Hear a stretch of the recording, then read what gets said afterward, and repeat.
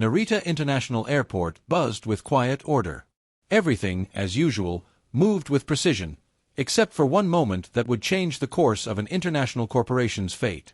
Ayaka Saito stood near Gate 17, her hair neatly tied, expression calm, but eyes alert. She wasn't just another passenger. She was the lead negotiator for Shinkai Industries, Japan's most powerful tech firm, flying to New York to finalize a $2 billion merger. A merger that SilverJet Airways, the airline she was boarding, had a direct financial stake in. But no one at the gate knew that. She scanned her boarding pass. Seat 1A, first class. She walked forward, heels clicking on the polished floor, and entered the premium cabin. But something was wrong. Her seat was occupied. A broad-shouldered, white American man in his 50s lounged back in 1A, sipping champagne. He didn't even glance up when she stopped beside him. Ayaka softly said, "Excuse me, this is my seat." The man finally looked up, eyebrows raised in amusement. You sure, sweetheart? Looks like I beat you to it." Before she could reply, a young flight attendant rushed over, flustered but wearing a practiced smile. "I'm sorry, ma'am. There's been a change. We had to accommodate a VIP last minute. We'll be happy to seat you in business class. It's very comfortable." Ayaka didn't flinch. "This is my assigned seat. First class. 1A. The flight attendant lowered her voice. "Please don't make a scene. It's just a short flight." The American man chuckled, wiping champagne from his lips. "Come on now. Be graceful. You people value harmony, right?" The words cut sharper than a knife. But Ayaka didn't yell. She didn't protest. She simply looked the man in the eye, and for the first time, he felt her silence like a storm on the horizon. Still, the crew insisted. Whispering apologies, they walked her down the aisle toward business class. The cabin watched. Whispers. Phones recording. Some passengers exchanged awkward glances. Others just stared, indifferent. She sat in the business seat without a word, opened her sleek silver laptop, and began typing with mechanical precision. She wasn't writing a complaint. She was activating something. A dormant protocol hidden deep within her company's global contract network. A kill switch. Because what the airline didn't know was that the woman they just humiliated owned the keys to their biggest deal in history. And she was about to turn it into dust. The boardroom on the 47th floor of Shinkai Industries' New York office was dark except for the cool glow of the digital dashboard on the screen.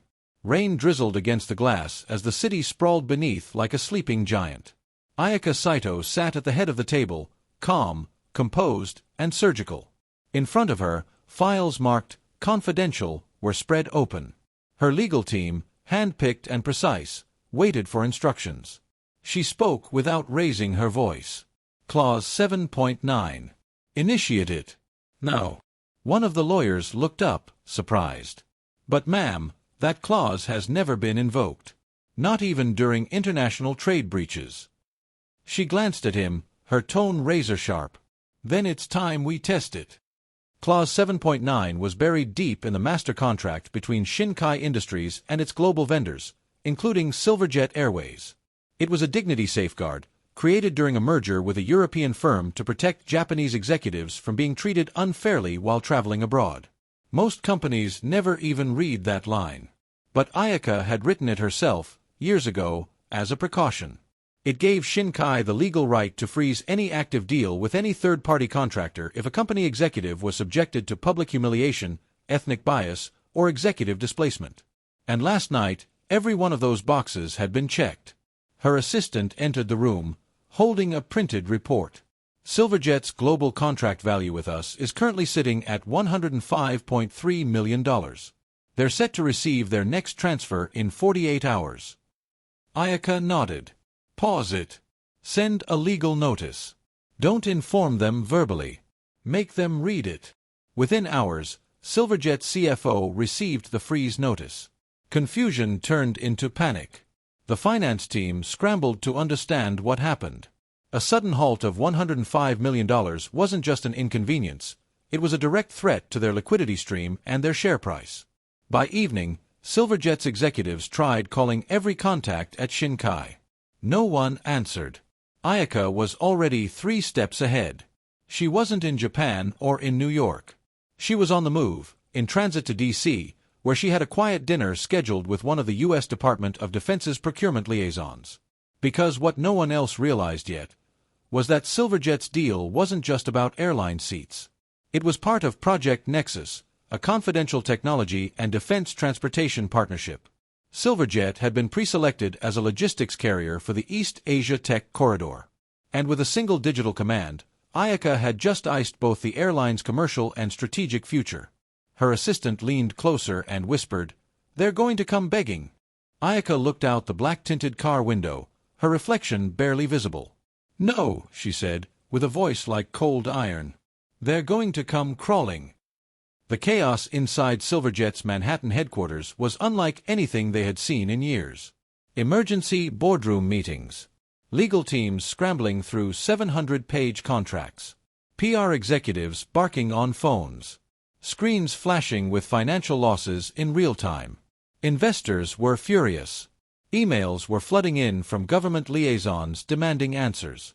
Martin Caldwell, the CEO of SilverJet Airways, sat at the head of the crisis table, face pale, fingers twitching.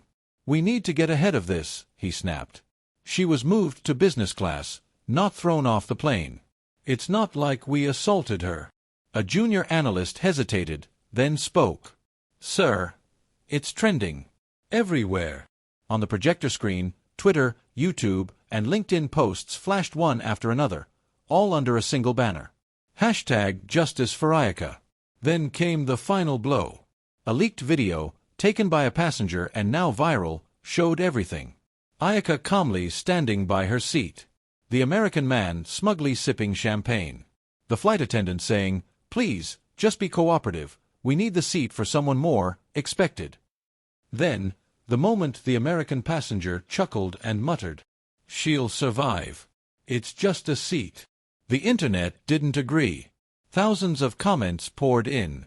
"She survived, and took your $105 million deal with her." SilverJet just learned what silent power looks like. Never underestimate a Japanese executive with a calm smile and a global contract. A prominent tech influencer tweeted, "They didn't move a passenger. They moved the future of their airline straight into a disaster."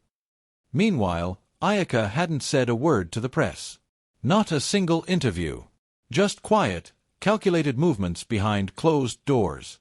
But then, she made her first move.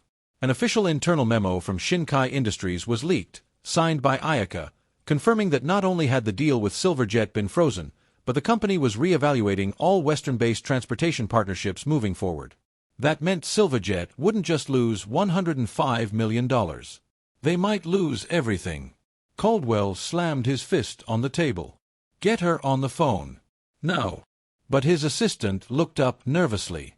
"She's already en route to Washington, sir. Meeting with defense and trade officials. We have no leverage." Meanwhile, Ayaka walked calmly through Dulles Airport, greeted by a quiet black car that had been waiting. Her phone buzzed, but she ignored the SilverJet calls. Instead, she opened her camera, took a photo of a cherry blossom tree blooming outside the terminal, and posted it on her private account with one caption. "Dignity travels farther than arrogance ever will." The message was subtle, but the message was heard. Loud and clear. A month later, Tokyo was buzzing, not with noise, but with reverence. The skyline shimmered as cherry blossoms danced in the breeze, and inside the towering glass headquarters of Shinkai Industries, a press conference was about to begin. Journalists, CEOs, and young women from across Japan and abroad had gathered to hear from the woman who had, without a single public outburst, brought a multi-billion-dollar airline to its knees. Ayaka Saito stepped onto the stage. She wore no flashy jewelry, no heavy makeup, just a clean white suit, her posture commanding, her presence undeniable. "I did not act out of vengeance," she began, her voice steady. "I acted out of memory, the memory of every time someone, somewhere, was told to move, to shrink, to stay quiet." The crowd listened in silence, breath held. "They didn't take my seat," she continued. "They tried to take my worth. But dignity is not a seat. It is a line. And I chose not to cross behind it, but to stand firmly before it." Her words rippled across newsrooms, universities, corporate boardrooms. She wasn't just a businesswoman anymore. She had become a movement. Back in New York, things had unraveled quickly for SilverJet. Their stock had plummeted. Government contracts were pulled. The Department of Defense placed them on a temporary no-bid list, citing ethical conduct concerns. The American man, later revealed to be a senior advisor on a joint transportation think tank, was forced to resign after a petition with over 2 million signatures demanded accountability. But the final dagger came quietly. Ayaka declined the airline's private apology and the $30 million settlement offer. Instead, she replied with a proposal. Convert the entire amount into a fund, the Ayaka Initiative, dedicated to promoting global travel dignity, executive ethics, and minority empowerment in corporate aviation. SilverJet had no choice. Under crushing public and financial pressure, they agreed. Within days, the first Ayaka Initiative office opened in Singapore. The second, in Los Angeles. Applications flooded in from young women who had felt invisible too long, now inspired by a woman who never raised her voice, but raised an empire of respect. The world was watching. One reporter asked her during a brief interview, "Would you fly with SilverJet again?" She smiled gently and answered, "If they learn to treat people, not passengers, maybe. Until then, I'll keep walking." And she did. Toward something bigger than first class. Toward a future where no one had to choose silence to survive. Where quiet power could shake the loudest giants. And in her silence, Ayaka Saito had become the loudest voice of all.